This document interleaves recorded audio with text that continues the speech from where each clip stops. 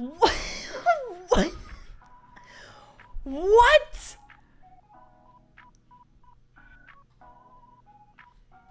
I'm sorry. I just sit down and I see. Firstly, hi everyone. What's up? It's Kictor. Thank you, Kenzie, for your donation. Kenzie says, "Good evening, gentle rats. Finished my stream earlier and playing Love and Deep Space. Now cleaning up and talking with Briarbox. 1 month and 9 days until SacreCon." I'm so excited to see you, Kenzie, and thank you so much for your donation. I really appreciate it. And then Kali just gifted 50 memberships.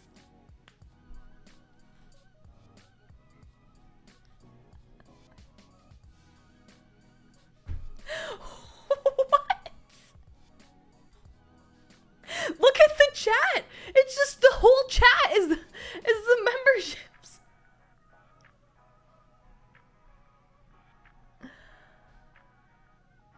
I'm just in shock. Thank you so much. Oh my god. Thank you. I appreciate that so much. Like, you have no idea how much that means to me, what that does for my channel, for everything. Like, my membership is the reason I'm able to do this full time. That is literally insane. Thank you so much. That is so generous of you. That's an insane level of gifting. Thank you so much. Oh my god. The chat, it's hilarious. Oh my god. Welcome all the new members. Kali, I hope you are doing good. I hope you're having the best day ever. Oh my gosh. I can't see your full name on my screen. It's Kali Cucumber S. Oh my goodness. Thank you so much. How do I even recover from that? How do I go on after that?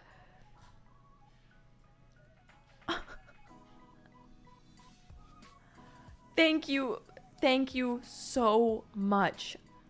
That is just beyond kind. Thank you so much, Kali. Thank you so much. Oh my goodness. We have 50 new friends now, and you guys can come to the members only live streams on Fridays where we play games and hang out, and oh my goodness, that is just so amazing. Thank you so much.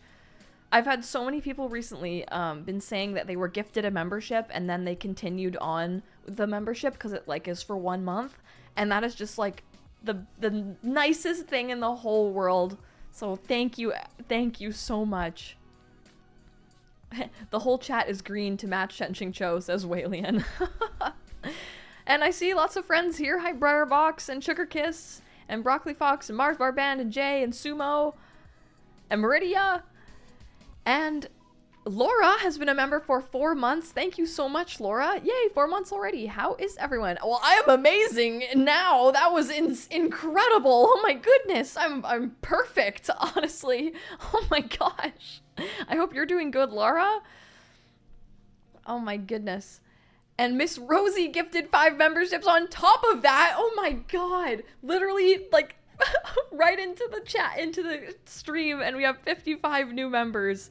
That is insane. Thank you so much. Oh my god.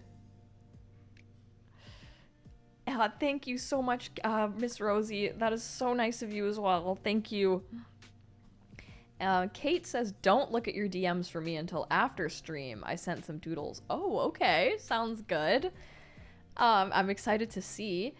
And Horror Girl says, how is Stitch today? Stitch is awesome. Her cough has definitely gone down, and we got to spend the weekend together with our friends. We went to a ski resort that's like a 2-hour drive up into the mountains, and Stitch doesn't ski, but she hung out at the cabin and she was reading the last volume of the Fish book, which, oh my god, I think Kate is really gonna like. If you know, you know. And I had a great time skiing and just hanging out with everybody and relaxing, and it was a really, really awesome vacation. And everybody got home safe and nobody got hurt skiing, so it was perfect. And every time I go skiing or I go and do something or I have some sort of like vacation, I always think of like how this could be like an AU for like my favorite characters. I was like, which characters would be cute on the ski lift right now? I feel like Wang Xin would be a power ski couple, you know? I'm excited to get to know Mobe Jun more because I know he's the ice guy, so he's probably like really good at skiing, right?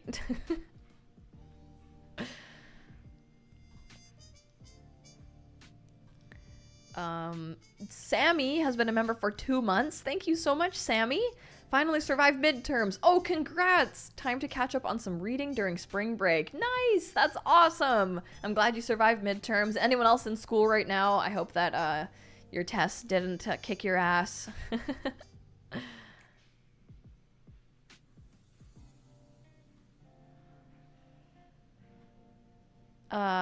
Oh yes, when we dive into the book here, I will give you guys a little recap of what we've just read, because it was nuts. SSS has been a member for 3 months. Thank you so much, SSS, for everything you've done for this channel as well. Finally caught a stream after midterms. Oh my god, congrats! How's everyone? Also 50 new friends for streams. Yay! I hope you and Stitch are feeling better. Yep, 100% feeling so good. Thank you for asking. And Meridia has been a member for 6 months. Thank you so much, Meridia, for half of a year. I really appreciate that. Meridia says, I continued my membership after being gifted, and now it's been half a year. That is so kind of you. I'm glad that you enjoy the membership. That really means a lot to me. It's been half a year. I love being in this community. I hope you're ready for some bingqiu wildness. I am. I have no idea what happens next. This is my first time reading Scum Villain. I have been in the MXTX fandom for like almost 4 years now and did not know the plot of Scum Villain, which is so funny, you know? I've been able to appreciate art, I've been able to appreciate jokes from getting the gist of everything, but actually knowing the plot is so different.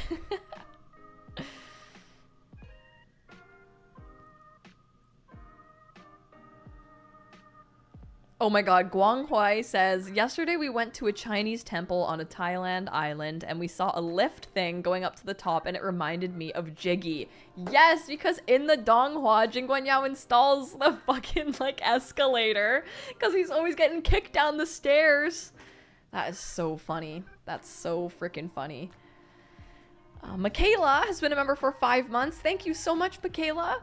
Hope everyone is having a great day. Yes, I'm having a great day and I hope you guys are as well. I was so stoked. Literally, we got home so early and I had a bath and Stitch has her feet in the bath.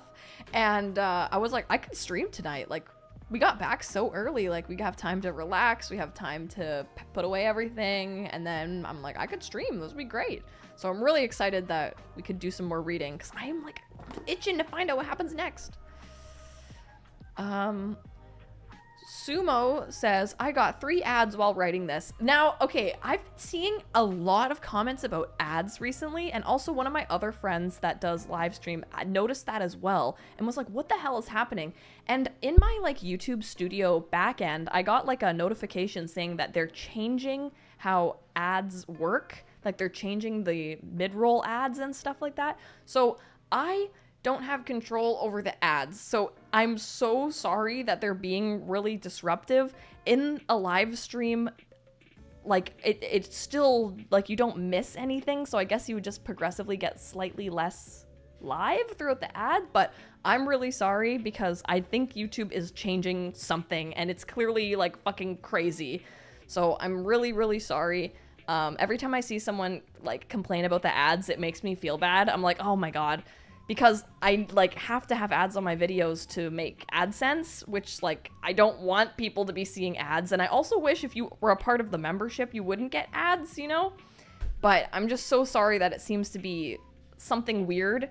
And it has to be something YouTube has changed recently, because me and my other friend, and like literally when I open the YouTube Studio app, it's like giving me like warnings on videos being like, we're changing how ads work now. So hopefully they stop making it like this. And Sumo has been a member for 13 months, so thank you so much. Or a Supreme member as well for over a year. That is so kind. That is the utmost like support for my channel, so thank you so much. And Sumo says, hey yo, I originally came here to say hello and get a good luck for the concert orchestra I'm in tomorrow, but the subs blew me away. Oh my gosh, 13 months, that's a lot. It is a lot.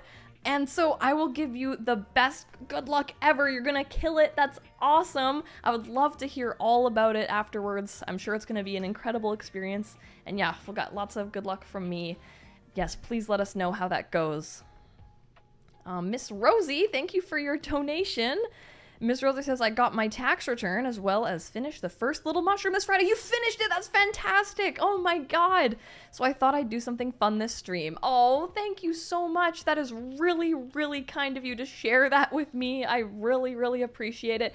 And that is so incredible that now anytime you want to listen to Little Mushroom, go to Miss Rosie's channel. She read the whole book. So are you going to continue on with book 2? I'm very excited. That's so awesome. It's such a good book. And I'm glad to hear that you were enjoying it.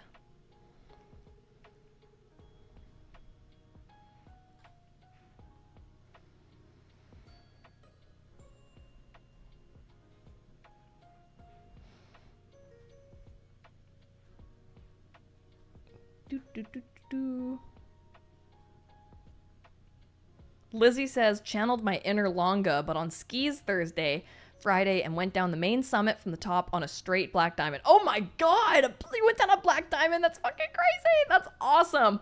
I killed it on the greens. That's all I'll say.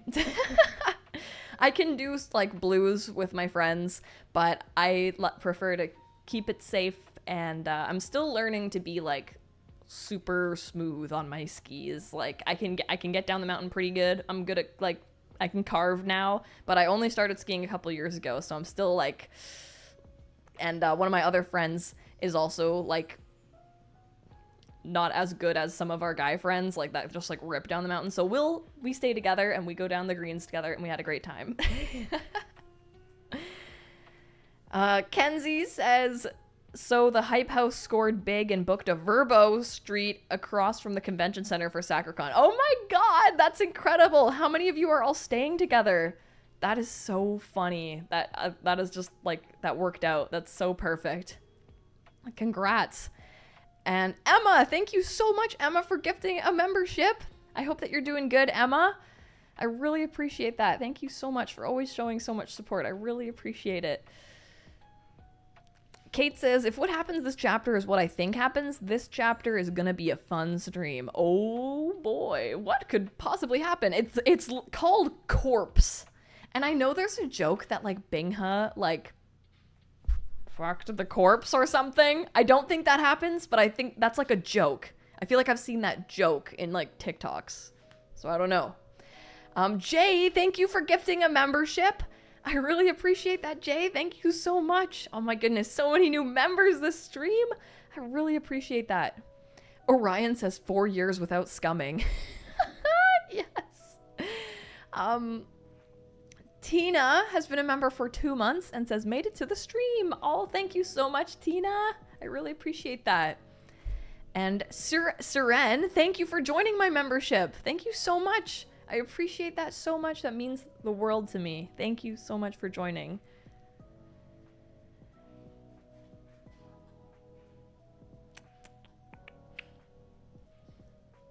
Virgo says, I don't know if it's a blessing or not that Scum Villain was my first Danmei and my first MXTX novel.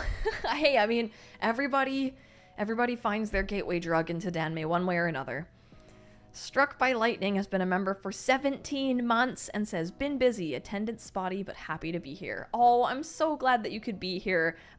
I appreciate the level of support for that long so much. So thank you so much. Kate says, is Jiggy really that bad if he advocates for disability accessibility? Oh my gosh. You could have just ended that sentence at, is Jiggy really that bad? Wonderlandian Geek says, hi, currently unpacking from a con. There were so many amazing Danmei cosplays there. That's awesome. I debuted my Hua Chung and Cindereki cosplays. That is so awesome from the Skate stage play. That is incredible. And I got Howard to sign my copy of TGCF Volume 8. Oh, no way. Isn't Howard so nice? That is incredible. Howard is Shaylan's English dub voice actor, and I've met him a few times, and he's so nice. Meridia says, I still think it's wild to think that MXTX was in high school when she wrote Scum Villain. MXTX is a god. You can definitely tell the change in, like, writing skill from Scum Villain to Heaven Official's Blessing, because, like, Heaven Official's Blessing is, like, fucking god tier writing, but it's still, she was able to write something so compelling and so funny that young. Like, that's crazy.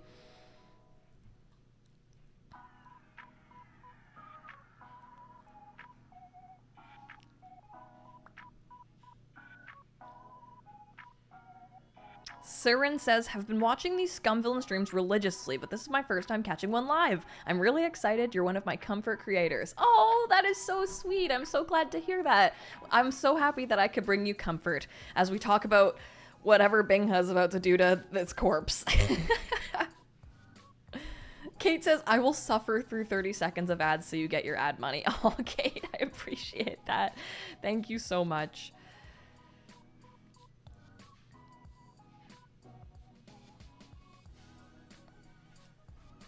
Oh, Sumo, you're so sweet.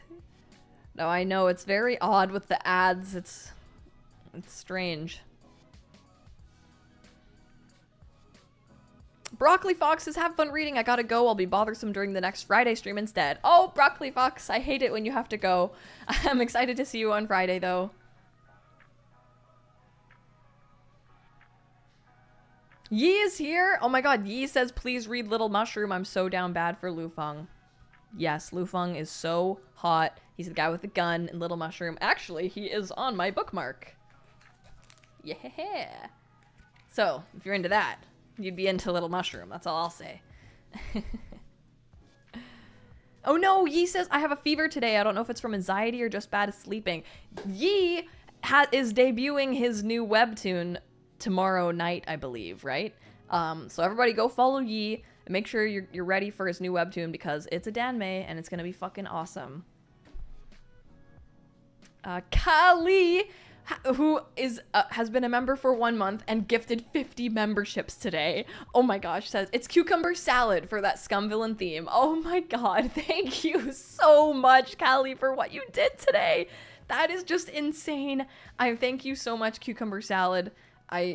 I just am so blown away by your kindness. I thank you so much. Oh my goodness. Kenzie says, you do better than I can because I don't know how to ski, skate, or do any winter sports. I think knowing how to skate really helped me with skiing. I used to snowboard and I was not very good at it. Kenzie says it will be Rosie, Spacey, Kenzie, Steph, and Chloe will be rooming with each other. Oh my goodness. You guys are gonna have so much fun. Jay says you should try ice climbing if you haven't. It's so much fun. Ice climbing. Ooh.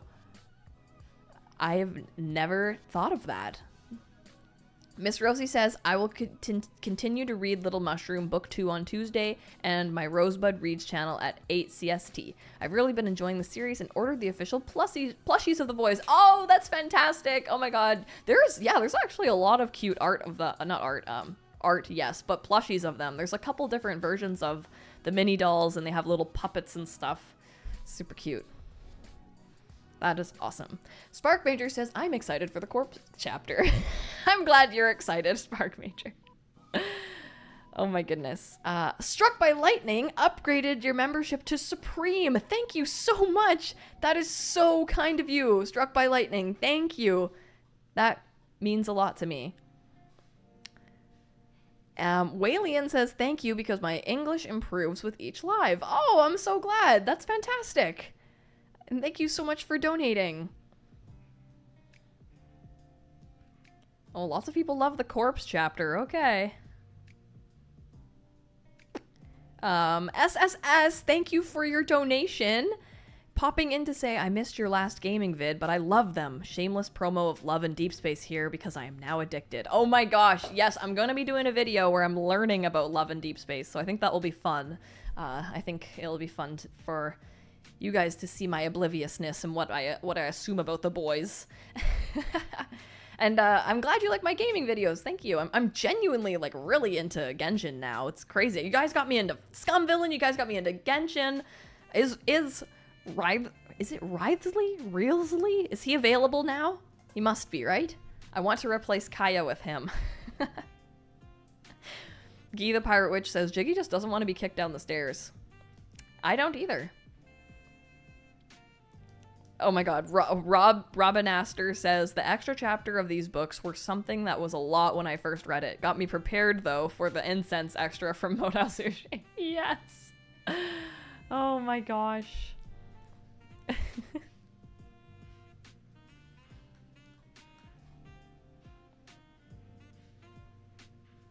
Rio is here now. Yes. Okay, I'm excited. Maybe we could play Genshin tomorrow night or something. And, oh, wait a minute. Oh my goodness. Thank you SSS for your donation and your support. That really means a lot. I like hearing that you like the gaming streams. And Kate says, Howard cannot find my Patreon. I draw Shalian in the craziest positions. I would die of cringe if he saw my art. Oh my god. Oh my gosh. Hey, maybe you don't know that. He's like into anime and stuff, right? We're all cringe here, aren't we?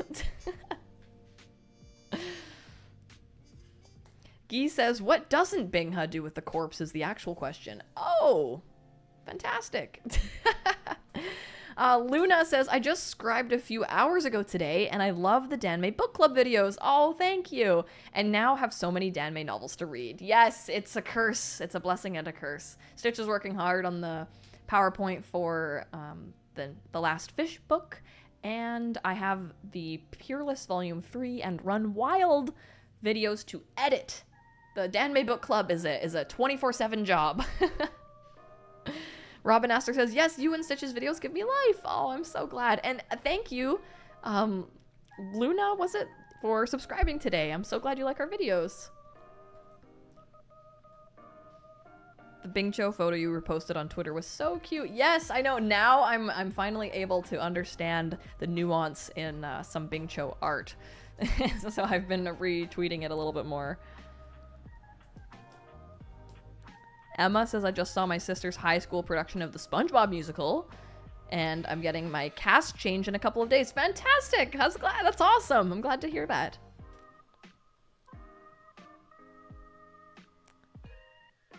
Struck by Lightning gifted 5 memberships. Oh my gosh, thank you so much, Struck by Lightning. I really appreciate that. Thank you. Oh my goodness, you are crazy. Thank you so much for that support. And Yee, oh my god, Yee, thank you for your donation. What, dude? What are you doing? Yee says, thank you so much for reacting to my webtoon. I really appreciate it. I'm working on more promo for it right now. I'm so excited to listen to your reaction to the hottest man, Bingha. Oh yes, well, we've got the hottest man in your webtoon, and we've got the hottest man, Bingha, truly. So yeah, I'm really excited. You sent me an advanced copy of the first chapter, so I'm gonna be posting a video reacting to it once it's live. So that's exciting. And Cork, thank you for your donation. Ready for Scum Day. I'm working on my Suebuchu cosplay. Nice! Making his bracelet thing right now, and I'm planning another part of Shizen's trip to Alaska. Stop, Cork! Stitch and I were talking about you, well, because on our trip we went up north into the mountains for like the ski resort, and we saw there was like a beautiful mural when you walk into the resort, and it had like a little chipmunk and like an owl, and we both looked at each other and we said Shizen's trip to Alaska at the same time. That was so funny. That's fantastic art. Absolutely fantastic art. Oh, Kenzie, I know con crunching is so hard. Stitch and I are just ordering contacts now, and I'm like, oh my god, are they even gonna come in time? It's real. SacreCon is real. How long have you been skiing? I think 3 or 4 years now, but I think last year I didn't ski at all, so maybe only 3 years. But I love it. And Creasy Noir says, "You've won, Kictor. I finally started Arha." Ah, congrats! Fantastic. Arha's so fucking good. It's so good. It's like absolutely one of my all-time favorites now. You know, I'm not even finished it. I don't know what's gonna happen next, but it's really good. Yi says, "By the way, you have something cool in your P.O. box." What? No way! Oh my god, I'm very excited. I'll have to go this week and check out my P.O. box, and then we'll do an unboxing stream, because I know I got some good packages behind me right now. I'm very excited. Quinn, thank you for your donation. "I have a fresh bottle of water, crackers, a cat on my lap, and I'm ready to scum with you." Oh, that sounds amazing. Oh my god. Fantastic. I should drink water. Right before we start, I'm gonna go grab my water bottle. That's really smart. Oh, I think I missed a donation up here. Wait. Xiao! What the hell? Xiao! Oh my god! Thank you so much, Xiao, for your donation. That is so generous of you, Xiao. What? Oh my god. I hope you're doing good, Xiao. What have you been? What? Thank you. Thank you so much. I really, really appreciate that, Xiao. You are so freaking kind. Thank you. Oh my gosh. Xiao, that's so kind of you. Thank you so much. Oh my goodness. All the people reacting to it. Talk about an entrance. Yeah, truly. Hi, Xiao. Oh my goodness. That is just so nice. Thank you. Thank you so much. Okay, friends. Shall we... Oh, wait! Lizzie, you're at Boston Pizza. Boston Pizza's like my fucking favorite. Get the triple play. Oh my god, even Stitch knows that. Triple play, triple play. It's the best thing at Boston Pizza. Okay, I'm gonna grab my water bottle and we'll be right back and then we will read.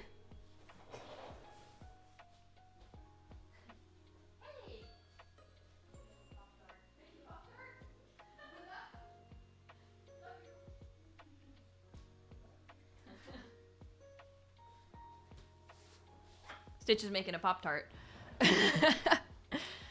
Okay.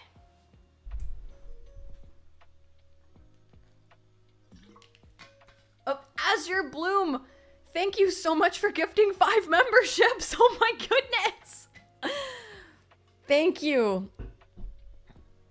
I really, really appreciate that, Azure Bloom. Thank you so much. You've been so generous as well. So thank you. That is so nice of you. We're over 70 new members now, I think. Oh my goodness. Thank you so much. Lizzie says, "Thank you, mother. I fear I'm too indecisive for my own good." You can't go wrong with the triple play. You get like 4 different things. 3 different things. That's why it's called the triple play. Stitch, don't you fucking laugh at me. Don't you fucking laugh at me. Oh my god. Spark Major, thank you for your donation. Reading is about to start. Remember, no spoilers. Excited to scum with you. All right. Okay, thank you so much, Spark Major. Okay, last chapter. Listen, I'll give you the little rundown. Okay, so Shenqing Cho has come back, and he birthed. Him and Shang Chenghua came up with this idea where he could have like a mushroom body. And it kind of looks like his original face. It's like 5 parts original face and half of like Shenqing Cho. So, and he comes across Xia Hualing and she's like, "Oh my god, you're like a perfect vessel for Binghe," because Binghe has to like put his like demonic energy into someone every full moon or something or he'll go crazy. Kate, thank you for gifting a membership. Oh my god. I appreciate that, Kate. Thank you. I hope all your pain goes away in your arm and your toe. Thank you so much. And then Binghe is like, "I told you not to bring anyone to me that looks like him." And Xia Hualing's like, I didn't really think he looked like him. I wasn't thinking about it. Sorry. And then she's like, "Just try it out though. Like put your energy into him. He's a perfect vessel." And he does. And he's like, "Okay, fine. Like keep him." So then Shenqing Cho is like now one of Binghe's like underlings, I guess, that has to like follow him around. And then Binghe has a dream, and Shen Qingqiu gets like sucked into his dream. And in the dream, Shen Qingqiu talks to him, and Binghe's like, oh my god, like, you never talk to me in my dreams. And Binghe immediately kisses him in his dream. And so it's like real, though, for Shen Qingqiu. And he's like, oh my god. And Binghe is like, the word to describe it was so gross. It was like he's munching on his lips or something, like he was biting his lips, and not in like even a super like, oh my god, the makeout is so crazy. It's like he was like he was chewing on his lips. I'm like, ew. It's a really bad kiss. And then Shen Qingqiu has the realization, oh my god, the reason Binghe looks so upset with his harem and he hasn't fucked anyone is because he's gay. I made him gay. Oh my god. And he's like, oh, get off of me. Ah. And then the dream gets broken because Lo Qingge has come in and is like blowing up Binghe's fucking fortress. So then Binghe like wakes up, and I think we just encountered him, and he's in his like inner robe, and he's like, oh, what the fuck's happening? And Shen Qingqiu's like, oh my god. So yeah, that's where we're at. Poor puppy has no experience. It's just his first kiss. Well, okay. Favorite demo guy, Lo Qingge. Yeah, he's just been fucking blowing shit up. I love this. I love that he has just been absolutely like destroying Binghe's shit. Shen Yuan's wife beam love triangle. Okay, bro is munching on his shizen. Absolutely. Okay. Director of demolitions.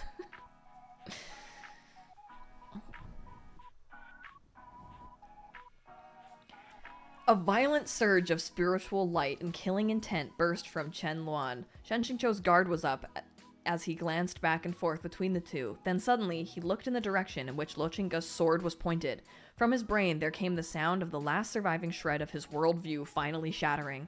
Lo Binghe's right hand was on Shin Mo, which never left his side, the snow-white blade already almost halfway out of its sheath, yet his left arm was, in fact, holding a person. Though Shen Qingqiu called it a person, it was more correct to say a body. Oh no. Oh my god, we're already here.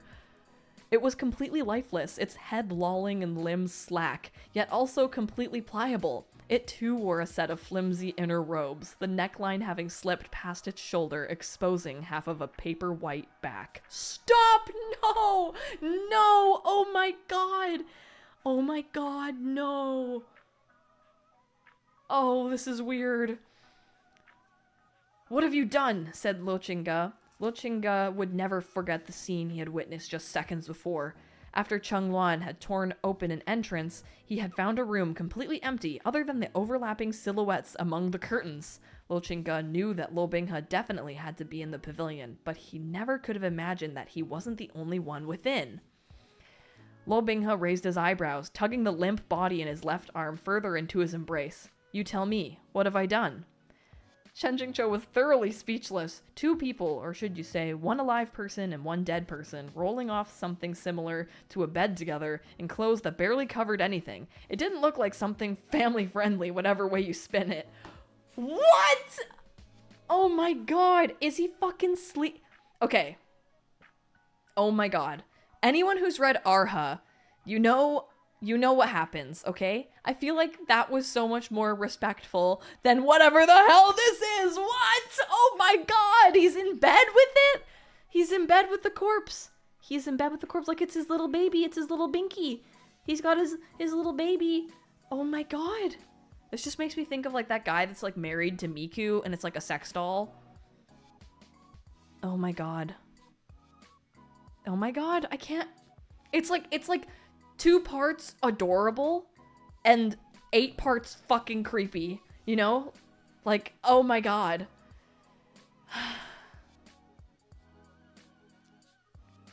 That is so funny. Yi says, that's worse than my bingqiu body pillow. Oh, fuck. That's crazy. Without a single word from Lo Qingge, Cheng Luan shot forward. Shinmo had yet to be drawn all the way, so using only its sheath, Lo Binghe blocked Chung Luan's point. The energy from Chung Luan's sword glare was overwhelming. Shifting sideways slightly, Lo Binghe blocked the bitingly cold energy attacks, keeping the body in his arms safe behind him as his expression grew angry. Lo Qingge too had realized that if he deployed Chung Luan with such a cramped chamber, a bit of carelessness might lead to his razor-sharp sword energy damaging that body. He instantly returned his sword to its sheath and began pitting his spiritual energy against Lo Binghe's. As they tumbled around, locked in combat, the loose clothes on that body slipped completely down to its waist, and Lo Binghe's palm pressed flush against that fair skin. "Beast! No matter what, he's still your shizen!" Lo Qingge said with bloodshot eyes. "You think I'd do this with an outsider?" Lo Binghe asked calmly. What? The Huanhua Palace disciples who'd formed several circles around them were all dumbstruck.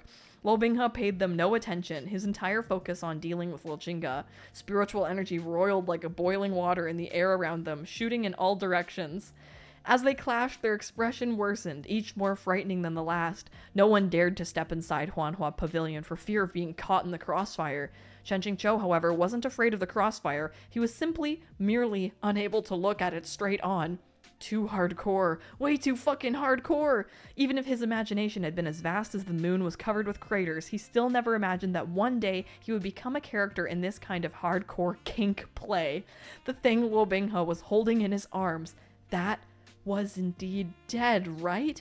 He absolutely wasn't mistaken, because that was his corpse, okay? This had already surpassed the level of frigid horror. Even before he thought about it carefully, it was already beyond horrifying. Even though he couldn't force himself to look directly, he hadn't forgotten his reason for coming back. Shen Qingqiu flashed behind Lo Qingge. The latter went on guard, believing this to be an ambush, and let out a dark laugh, preparing to send his assailant flying with spiritual qi. However, instead, a hand pressed against Lo Qingge's back, and a stream of steady, gentle, yet powerful spiritual energy flooded into his meridians. Once Lo Qingge received the aid, he could somewhat push back Lo Binghe. Lo Qingge dared not be careless, but he turned his head slightly. Out of the corner of his eye, he could only make out the muddled visage of the person behind him, as if there was something covering their face. "Who's there?" Lo Qingge asked quietly. Shen Qingqiu didn't answer, and instead sent more force through his hand. The two peerlessly powerful streams of spiritual energy merged into one.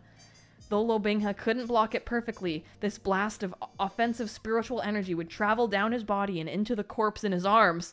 He couldn't dissipate the energy, but the dead could not. Or he could dissipate the energy, but the dead could not. If he didn't let go, the shock would probably cause the body's facial apertures to rupture. Now I'm like, oh no, not his emotional support corpse. Fuck. Oh my god. Kate says, "Oh, so you're saying you wouldn't sleep with your shizen's naked corpse? Cowards." Oh, fuck.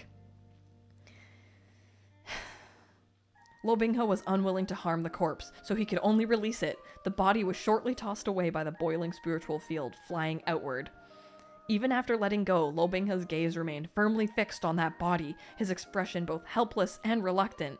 Shen Qingqiu suddenly found that expression of his unbearable. Using this method to force him to let go somehow felt a bit like bullying. Several disciples lacked sense and moved to take action.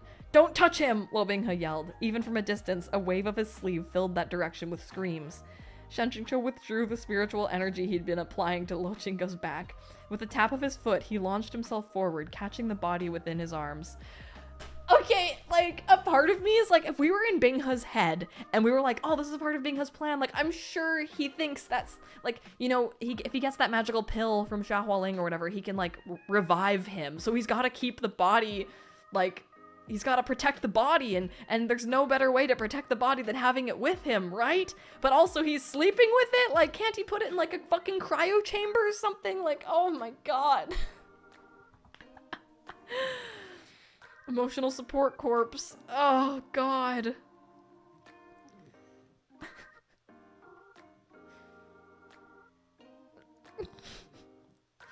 The sensation of holding your own corpse definitely wasn't just an ordinary level of incredible. Shen Qingqiu gave it a couple of cursory glances. His old body's complexion was actually still decidedly rosy, its four limbs pliant. Other than the tightly closed eyes and lack of breath, it was no different from a living person in a deep sleep. Oh, fuck, he did taxiderm it. This is like the movie Psycho. After self-detonation, one's spiritual energy was entirely dispersed. No cultivation remained within to prevent the corpse's decay. On top of that, more than 5 years had passed since his death, so just preserving the body with ice wouldn't have yielded this level of success. The body didn't smell of herbs, so it probably hadn't been treated with chemicals either. It was unclear what method Lo Binghe had used. Fuck. Kate says Shenjingqiu, damn, I look hot as a dead person. Oh god. Moto says it technically is a cryo chamber. Binghe just wanted to be included. Oh man. Shenjingqiu dodged a spiritual blast strong enough to split stone and looked up. Lo Binghe was currently staring dead at him, his expression ferocious. Only now did Shenjingqiu realize that this body's clothes had already slipped all the way down its torso and that he was holding its naked flesh. Given how he'd been touching and gazing at it, no matter how you looked, it was a both incredibly disturbing and rather provocative sight. Oh my god. MXTX, why? Why? He hurriedly pulled up the corpse's clothes, then sent this hot potato towards Lo Binghe. Catch! Oh my god! Oh my god! Lo Binghe wanted to seize it, but he was intercepted by Shenjingqiu. Originally, Shenjingqiu had been worried that Lo Binghe would activate the heavenly demon blood mites, but whether murderous intent had gone to his head or his panic had sent him into a tizzy, he surprisingly didn't think to activate the trump card. I just picture him like a dog right now. Like a dog has his favorite toy and he has to put it down because you're telling him to or something, but all he can think about is like how he really wants to go back and like get the toy because it's his baby. Like, oh my god. Bro's playing monkey in the middle with his Shizen's corpse. Oh my god. Oh my god. This is ridiculous. The fact he said catch, oh my god. Lo Binghe caught the body with one arm and called forth Chung Luan with his free hand, easily beating back the circle of attacking Huanhua Palace disciples. Due to being tossed back and forth between them, the corpse's top had finally ripped completely. Oh, come on! When Lo Binghe caught it, he felt an expanse of smooth skin beneath his palm. Oh my god, he's exploring Shenjingqiu's body for the first time. Both fine and cool, and the area where his hand touched seemed to skitter with a slight electric current. Lo Binghe's entire body froze. Finding no appropriate place he could hold the body, he almost sent it back once more. This is not how he imagined feeling up Shenjingqiu for the first time. Luckily, he managed to resist this impulse in the end and took off his outer robe, the white cloth spreading like wings, and bundled up the body in his arms. Oh my god, how cute. Oh my god, and this is not how Shenjingqiu pictured Lo Binghe putting his robes around him for the first time either. Chung Luan flew back and steadily hovered before his feet. Lo Binghe's eyes had turned fully scarlet. The entire Huanhua pavilion was like a tightly sealed box, and inside the box a bomb had been placed. When the bomb exploded, the walls collapsed with a loud rumble. Falling alongside the flying sand and hurtling stones, aside from people, and more people, were two objects that hit the ground with a metallic clang. When Shenjingqiu focused and looked at, he saw they were actually two swords, Zheng Yang and Shu Ya. These two swords had originally shared the same fate and broken into numerous sections of blade shards. It was unclear how they had been repaired, but they had been tied together and placed in Huanhua Pavilion. Only with the pavilion's collapse did they once again see the sun and sky. Seeing these two swords once more left an indescribable feeling in Shenjingqiu's heart. He looked towards Lo Binghe, whose clothes had been disheveled from the start. After that wave of explosions, his clear-cut collarbones and chest lay entirely exposed. Oh my god, you're thinking about this in this time of demolition? You're thinking of his tits? Near where his heart lay, there snaked a hideous-looking sword wound. Oh, I wonder who gave him that. Lo Binghe's ability to regenerate was surprisingly powerful. Even if his limbs were chopped off, he could fly. Did he make sure he had the scar? Did he? It's like, this is like Lan Wangji level shit. Like, you know? Like, I wouldn't be surprised if this inspired the Lan Wangji scar thing. If he keeps this scar intentionally because it reminds him of his shizen. Oh, come on. Oh, come on. This is so gay.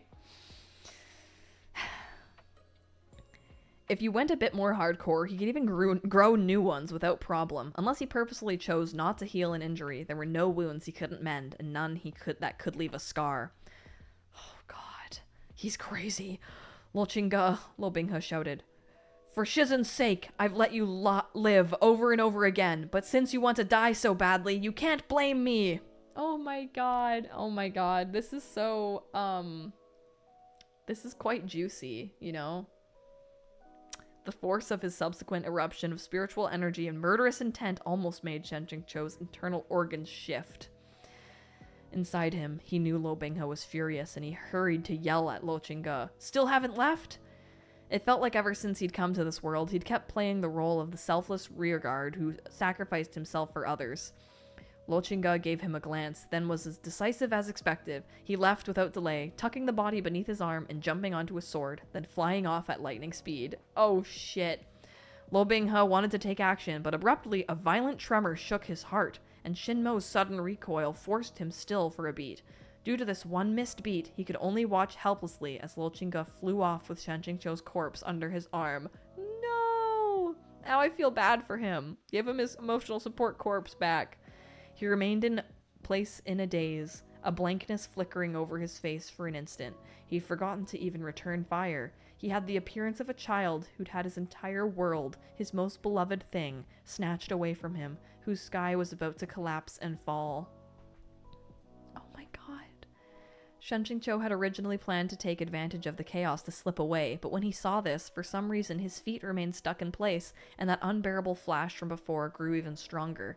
But even if he found the sight unbearable, he couldn't be helped. If he continued to let Lo Binghe embrace that corpse, who knew what gravely sinful and terrifying developments could have transpired?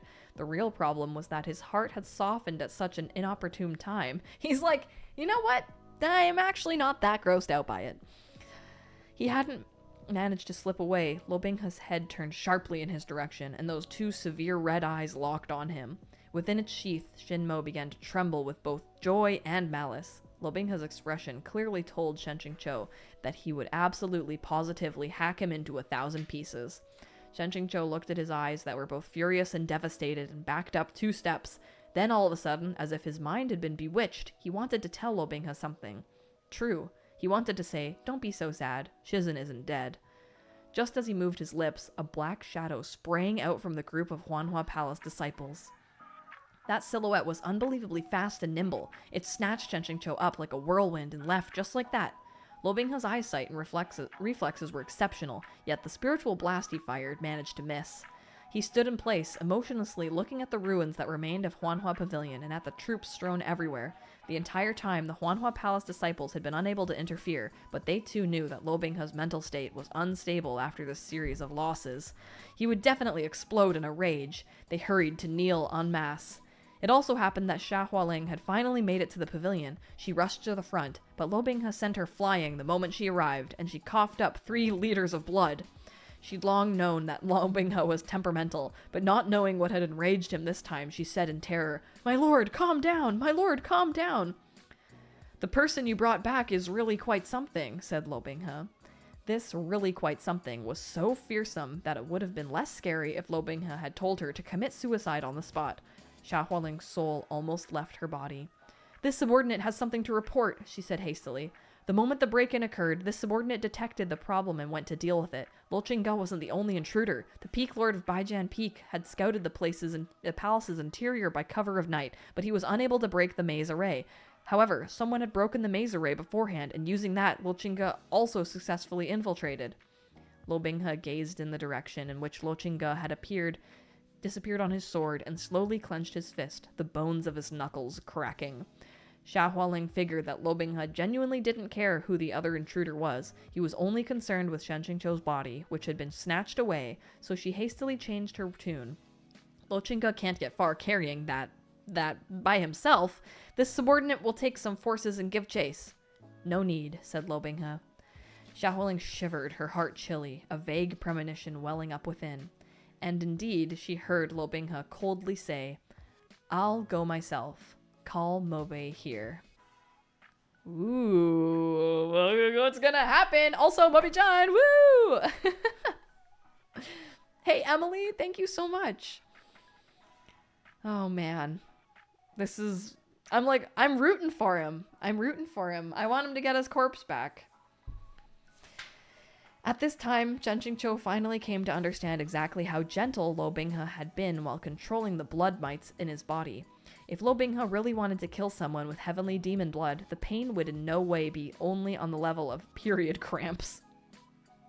He could make you wish you were dead, make it hurt until you couldn't stand straight, couldn't speak, until you could only roll around on the floor, and afterward you'd lie there like a corpse, but the head-to-toe anguish wouldn't lessen even the slightest bit. There was no way you could last until it dulled, or until you got used to it. Case in point, after his rampaging fury passed, Lo Binghe had finally remembered that he still had his heavenly demon blood. The person who dragged Chen Qingqiu off in the midst of the confusion had probably reached someplace safe as their pace slowed and they began to walk while supporting him. Chen Qingqiu wanted to sit, not walk, but he no longer had the strength to speak. He was dragged along, half dead, for a stretch before that person finally realized something was wrong. They lowered Chen Qingqiu to the ground. The voice they spoke with was both gentle and refreshing, the words measured. They seemed to be a young man. "What's wrong?" the young man asked in a concerned tone. "Were you injured just now?" Chen Qingqiu moved his lips, but he still lacked the strength to speak a single word. At present, it was like millions of blood mites were caressing in his capillaries, biting and swelling, squirming and twisting, the sensation both disgusting and agonizing. This was teaching Chen Qingqiu that when Lo Binghe had activated the blood mites in his body before, he had no malice at all, and had basically been 120% tender-hearted, more or less just briefly teasing him. Not me thinking you were going to say his heavenly demon nut. Chen Qingqiu rapidly ran through the various achievements and honors he'd earned under the system's coercion, and he honestly found it hilarious beyond belief. Exactly where had he gone wrong? How had his actions resulted in Lo Binghe's feelings of that for him? Of homosexuality? Chen Qingqiu searched himself and concluded that he'd been a staunch straight man from birth.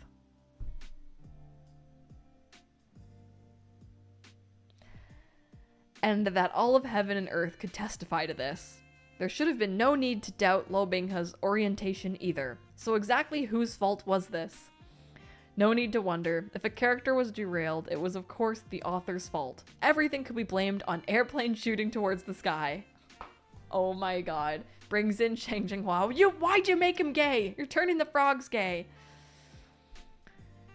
Two dry laughs had just left Chen Qingqiu when there was another outburst of excruciating pain, and he really did roll around on the ground a couple of times. It seemed that doing this could alleviate the agony a little. He hardly rolled anywhere when he was held in place by the person who'd taken him. The young man touched Chen Qingqiu's forehead along with his cheeks. His beard had mostly fallen off, leaving it sparse and patchy, and cold sweat was everywhere. That touch trailed downward until it was at Chen Qingqiu's chest and abdomen. For some reason, the places he touched felt a bit better. Chen Qingqiu sucked in a breath, and he couldn't help but say, "Hey, my friend, where are you touching?" Even a few hours ago, he genuinely wouldn't have cared where others, especially those of the same sex, touched him.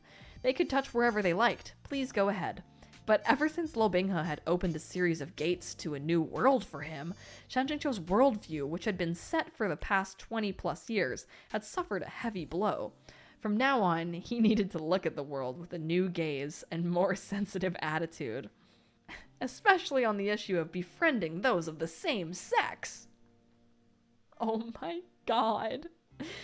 That person made an ah sound, then quickly let go and apologized. "Sorry, I didn't mean to." No, said Chen Qingqiu. "You can touch. Please continue. Thank you." It wasn't an illusion. When this person let go, Chen Qingqiu immediately began to hurt. It seemed like this guy really could pacify the heavenly demon blood.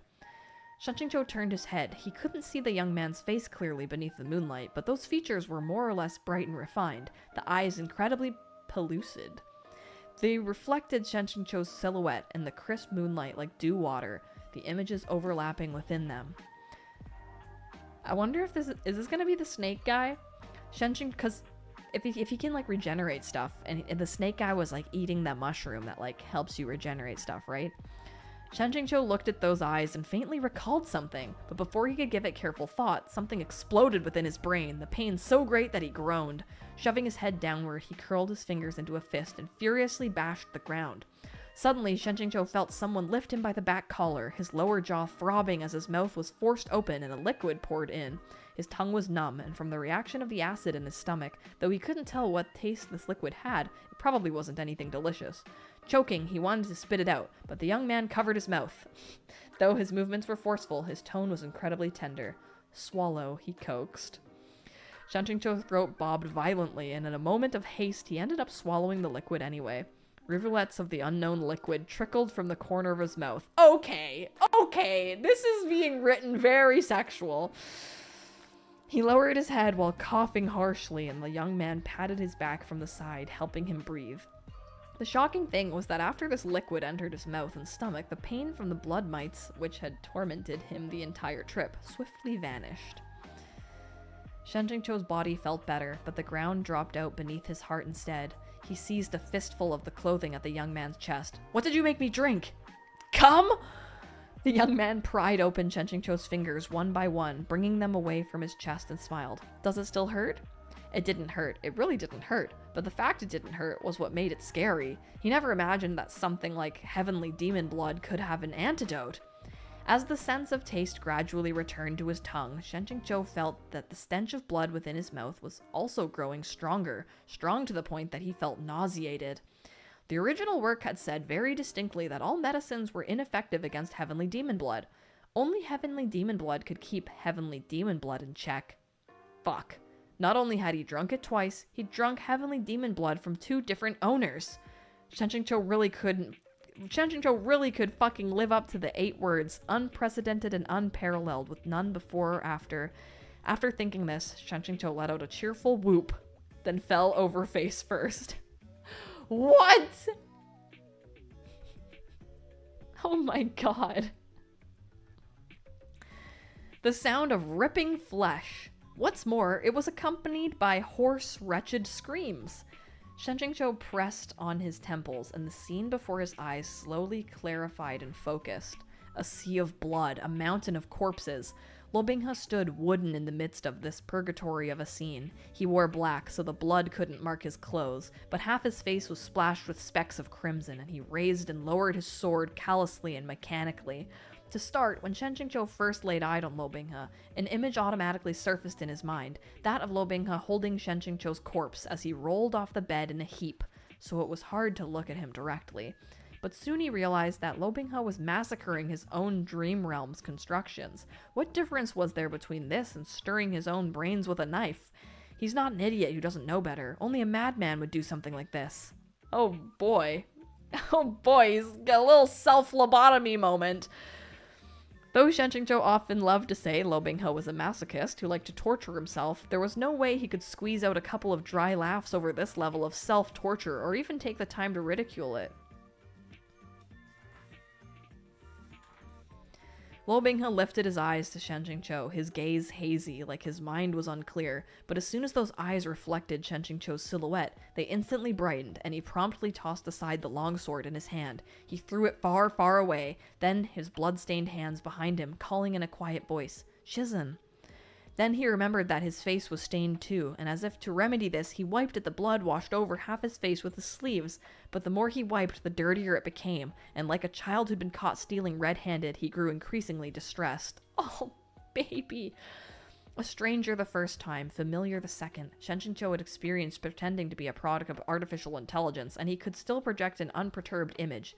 He involuntarily softened his voice when he spoke. "What are you doing?" "Shizen, I let you be taken from me again," Lobingha said quietly. "This disciple is useless and couldn't even hold on to your body." This answer made Shanchingcho's expression and emotions became equally complicated. This answer made Shanchingcho's expression and emotions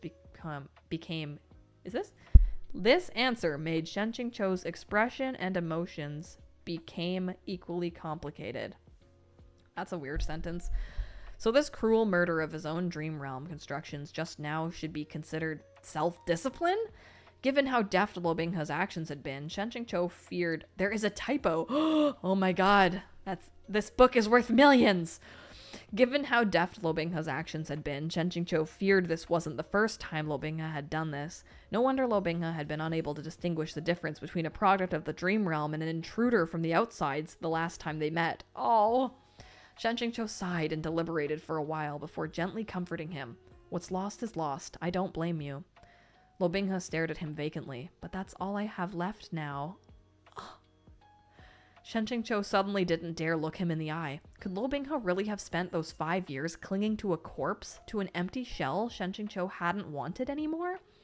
Lo Binghe's voice abruptly chilled. After Huayue City, I swore that in this life I'd never let Shizhen be taken from me again, but I still let someone else snatch you away. Oh, baby, oh. The bitterness, along with the dark red color within his eyes, was both turbulent and deep-set. The long sword he tossed aside soared into the air on his command and pierced through the chests of several people who were on the ground in their death throes. Waves of wretched screaming filled his ears. Okay, this is kind of funny. It's like morbidly fucked up kind of funny. Shen Qingqiu hastily restrained him. Don't be reckless, he reprimanded. Even if you're dreaming, this is no different from self-harm. Don't tell me you've forgotten. Of course Lo Binghe wouldn't have forgotten. He stared straight at Shen Qingqiu, flipping his hand over and pressing it over the back of his old master's. Only after a long while did he say, I know that I'm dreaming. Only in a dream would Shizhen still scold me like this. Upon hearing this line, Shen Qingqiu snapped back to his senses. He couldn't. This was wrong. He couldn't do this to Lo Binghe. If you didn't have that kind of intention towards someone, you shouldn't give them hope. He's gonna later let him put a wine bottle in him. The larger the hope, the larger the disappointment. His confused state of mind would only continue, and it would increase the chance that he would lose all reason. Even if this was a dream, he still couldn't drag his feet and pussy around like this. He had to be decisive. If he continued to indulge such ill-defined involvement, it would become an evil deed. Shen Qingqiu firmly yanked his hand back and corrected his expression, adopting that which he was best at, an unapproachable countenance, austere and aloof. Then he turned right around and left. Upon being shaken off, Lo Binghe was stunned for a moment, then dashed after him. Shizhen, I know I was wrong. If you know you're wrong, don't follow, Shen Qingqiu said coldly. I've regretted it for a long while, but I was never able to tell you, Lo Binghe said anxiously. Are you still angry that I drove you to self-detonate your spiritual energy? I've already fully repaired the meridians in Shizhen's body. I'm not lying either. As long as I can enter the holy mausoleum, I'll definitely find a way to awaken you again. Oh, God, it hurts. Oh, my God. Oh. Shen Qingqiu didn't answer, hesitating over whether he should drop some harsh words to make Lo Binghe give up on the idea. But then Lo Binghe suddenly threw himself forward and embraced him from behind. He hugged Shen Qingqiu firmly, not budging an inch, even if Shen Qingqiu were to thrash and flail like a madman. Shen Qingqiu's entire body stiffened within the hug as if he had brushed up against some hairy thing, and the fine hairs on his body stood straight up. He gathered energy into his hand, but still didn't truly attack, instead splitting two words between gritted teeth. Beat it. It's supposed to be a guarantee that after blackening, Lo Binghe no longer goes down the route of misery. Take your hands off. Lo Binghe turned a deaf ear to his command. Or is Shizhen angry about what happened in Jinlan City? Correct, said Shen Qingqiu. Lo Binghe still refused to let go. When I first returned from the Endless Abyss, I learned that Shizhen had told everyone else I was killed by demons, he mumbled. At first I thought it was because Shizhen was kind-hearted, that you still had some lingering sentiments and were unwilling to ruin my name. But after we met, I saw Shizen's attitude and became scared that I'd been too optimistic. Ow! I thought that Shizhen hadn't concealed the truth for me, but because he felt that having brought up a demon would ruin his reputation. Oh. He cut a pitiful figure while speaking, the sentences tumbling out one after another, as if he was terrified that Shen Qingqiu would brusquely interrupt and not let him continue. I really wasn't the one who arranged for the sowers. At that time I was so angry I couldn't think. That's the only reason I let them shut Shizhen in the water prison. I've known I was wrong for a long time now. Oh my God, Bing has done nothing wrong! There would probably never be a time where the Lo Binghe in reality could ramble non-stop without caring for his image. In all likelihood, he would only dare prattle on like this within the dreams he created for himself. To push him away during this moment would be like giving a young maiden, one who'd finally worked up the courage to call and broken-heartedly weep to an older sister for comfort and encouragement, a face-turning slap. It was really a bit cruel. Shen Qingqiu was filled with both deep compassion as well as a feeling that this was extremely absurd. What could be more absurd than discovering that the person from whom you exhaustively plotted to flee and had indeed fled from for so many years hadn't actually wanted to kill you at all, but wanted to do you instead? Oh my god, that is such a fucking funny sentence! Oh my god. What could be more absurd than discovering that the person from whom you'd exhaustively plotted to flee and had intended fled from for so many years hadn't actually wanted to kill you at all, but wanted to do you instead? Though whether the desire was to kill or to fuck, the result was the same. Shen Qingqiu would still run away with all his might. Oh my god. One party wanted to meet but couldn't, and so had clung to a corpse for 5 years. The other party avoided the first like the plague, but still felt like he ran into him a great deal. Shen Qingqiu's hands were stiff as he raised and lowered them, clenched them and relaxed. In the end, he let out a sigh anyway, and patted that head above his. Fuck, I've really lost, he thought. Right now, forget about the harem. A perfectly fine, dark, and vicious stallion novel male lead was very possibly still a virgin. Lo Binghe had already put himself in such a state, so it would have been rather inhuman of Shen Qingqiu to shove another knife in. In the end, Shen Qingqiu lost to the deeply tragic act Lo Binghe had sold him, as well as to his own sense of sympathy. Okay. He's like, wow, it's so sad Lo Binghe is still a virgin. That is why I feel sympathy. Not because I have any feelings for him at all. Lo Binghe instantly clutched that hand of his. Shen Qingqiu felt that the skin on Lo Binghe's palm, which was pressing into the back of his hand, was uneven. When he looked closer, he realized it was a sword scar. At first, Shen Qingqiu didn't understand why there were so many scars on Lo Binghe's body, but then he suddenly remembered. During their night encounter in Jinlan City, for a stretch, Lo Binghe had played cat and mouse with him. When Shen Qingqiu was caught, he had stabbed at Lo Binghe, and Lo Binghe had caught Xu Ya's blade point squarely in his hand. Bro, it is so gay to keep the scars that your crush gave you. As for the wound on his chest and close to his heart, Shen Qingqiu had even less of an excuse for forgetting that. It was from the Immortal Alliance conference. While forcing Lo Binghe to fall, Shen Qingqiu had accidentally stabbed him. It seemed like every time he tried to stab Lo Binghe, the latter had never avoided the strike and had instead always received it head-on, neither dodging nor evading, letting him hack away. Because of this, Shen Qingqiu had stabbed him twice, despite not wishing to either time. Furthermore, after being pierced by his blade, Lo Binghe hadn't healed either wound, and instead had purposely preserved them.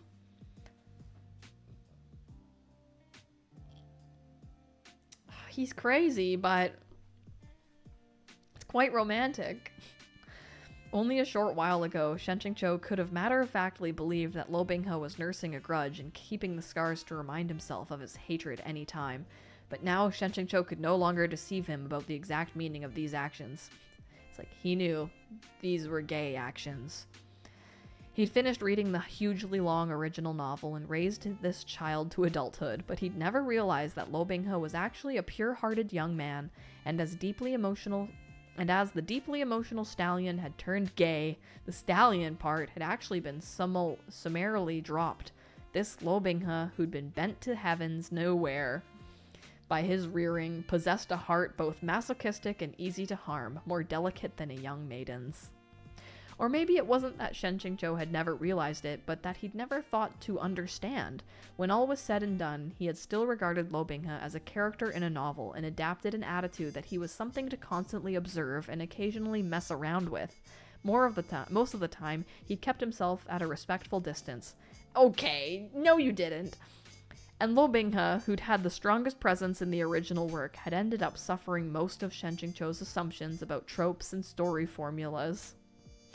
Faced with this true Lo Binghe, Shen Qingqiu felt it was all extraordinarily troublesome, and he truly was at a loss for what to do. He was still racking his brain for solutions, so from his angle he couldn't see the hint of a twisted smile lifting the corner of Lo Binghe's mouth. What? Oh no! Oh my god! What is gonna happen next? Oh my god, I didn't even glance at the next page. I want to be surprised. Oh man, I feel like, okay, I don't know what's gonna happen next, but so far, I feel like there's been a really large shift in Shen Qingqiu's perspective and his feelings towards Lo Binghe, not in like a gay or romantic way. Like of course we know deep down he always had these feelings or whatever, but like he's seeing Lo Binghe differently now. Like he sees him as a person, and he definitely feels bad for him. So that's a lot different. And I'm glad he's not seeing him as like some evil guy, you know? I'm glad we're through that arc of always assuming the worst of him, I think. Jay, thank you for your donation. Yeah, he's finally seeing him as a person. Oh my god. Volume 2 has 2 more chapters. He avoids him like the plague. The plague just changed.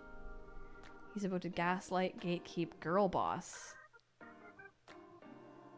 He says that Binghe is so pure-hearted, but said just a little bit ago that he knows Binghe wants to do him. Yeah, I know. He's pure-hearted. Beautiful baby Bing Bing. That was crazy. Oh, the next chapter is your favorite. Ooh, I'm very excited for the next chapter. That was good. That was a really good chapter. Oh. I'm curious about his smile though. Like what does that mean? What is he gonna do?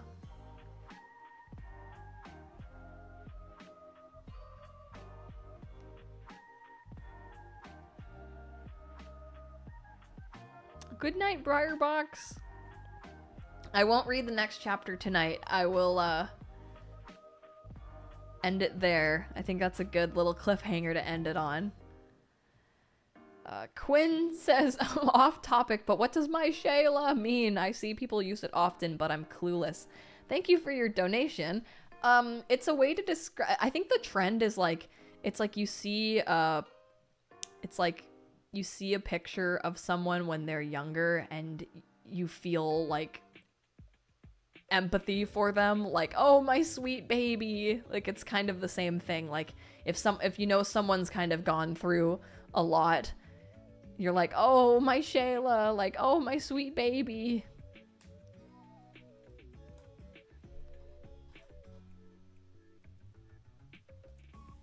Oh, Yee, I hope you take some Tylenol for your fever. I hope you're okay.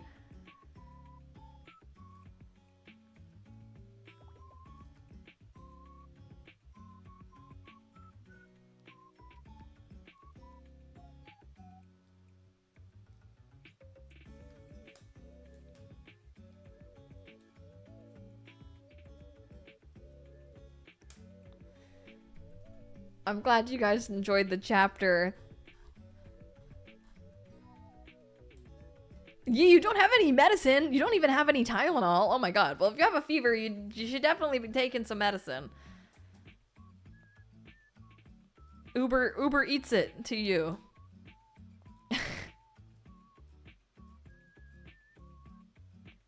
Spark Major says, I've started reading Run Wild and I'm about halfway. You were not wrong about it being depressing. Yeah. Meridia says, also, Shenjingchu now has another heavenly demon's blood in him. Yeah, kind of gay to be drinking that much blood. That was a weird scene where it's like, oh, he's choking it down and what is this fluid? And oh, it's dripping out of my mouth. Like, what? Oh, God.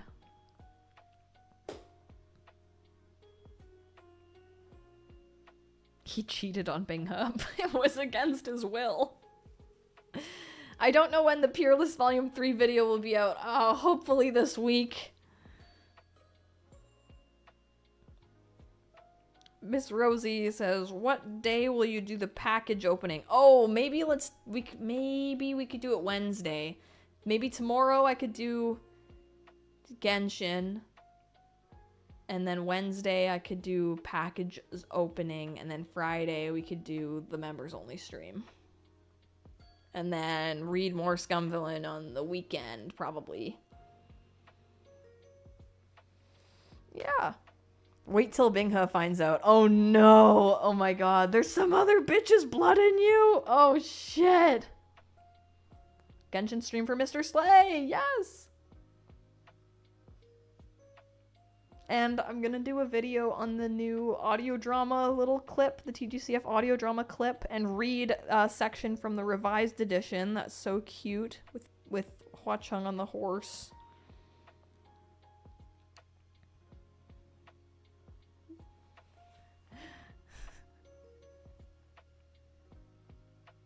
Robin Astor says, I'm so excited when I see one of Stitch's PowerPoint presentations. Oh, that's fantastic. They're so good. Lizzie says, your recommendation was solid 9 out of 10. Oh, I'm so glad you liked it. I kind of want it. I'm like, maybe me and Stitch can go to Boston Pizza. I know she just had a Pop-Tart, though.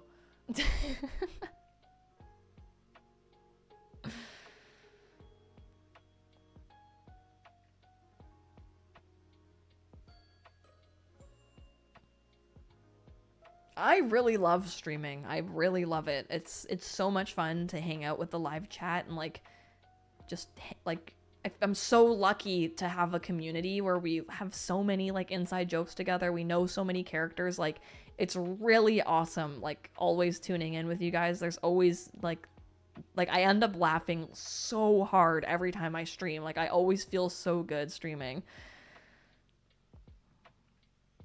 Yeah, it truly is the best community. Stitch and I were considering potentially trying out doing like a Danmei book club live and like going through the PowerPoint slides live with you guys. I think that would be really funny.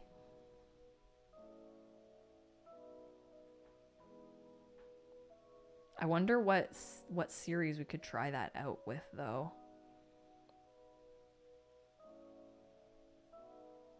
Yeah, I think that would be really funny. Live book club, yeah.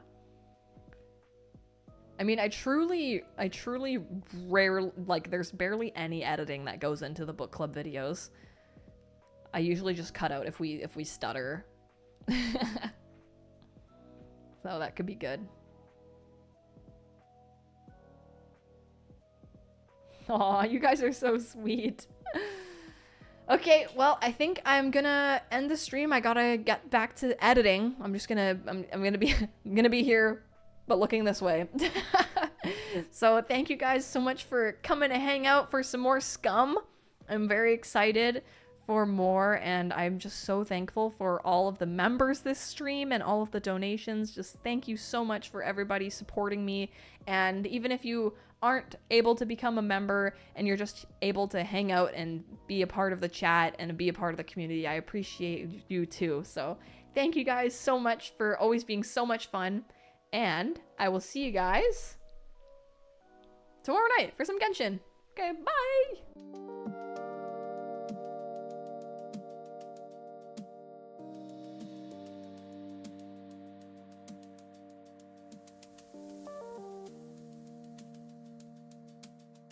Thank you so much, Sugar Kiss! Enjoyed the Scum Villain. Can't wait for SakuraCon, working on Shang Xinghua cosplay. Oh, that's fantastic! I can't wait either, Sugar Kiss. Thank you so much for your donation. Bye!